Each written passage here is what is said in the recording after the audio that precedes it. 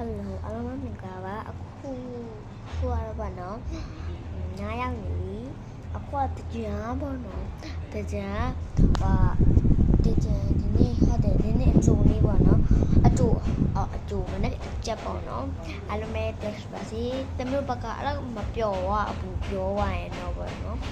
ဒီနေ့ညဘာနေစားလဲဆိုပြပါမယ်နော်ဒီ app ပြောပါစပြည့်အေးနေပေါ့ရဲ့ဒီ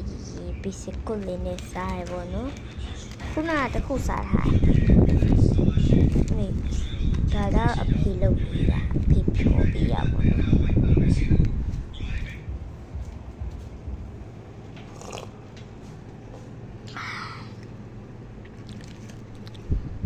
ဒါတော့စားမယ်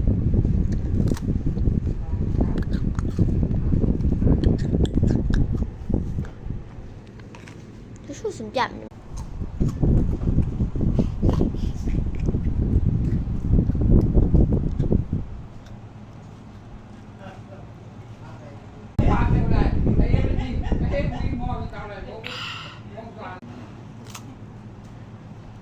妈。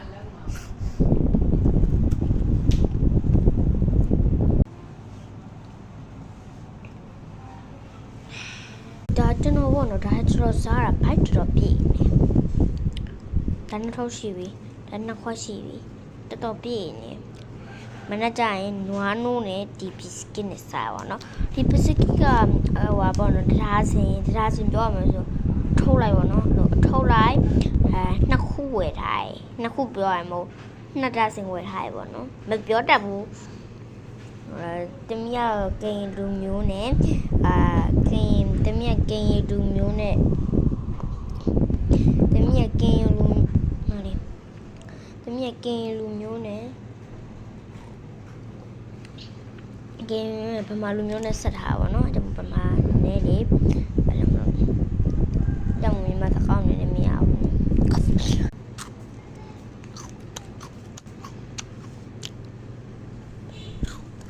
ဒီစကစားတော့အတား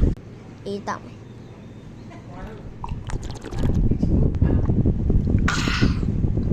အေးတော့ပြီးရတော့ကောင်းတယ်ဒါဘူးလောက်ဝယ်ပြီးတော့နေမျိုးဟာလို့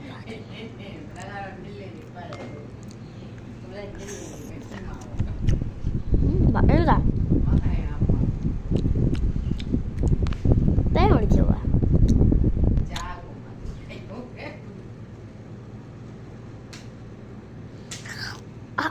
အဲ့လိုကိုင်းပြီ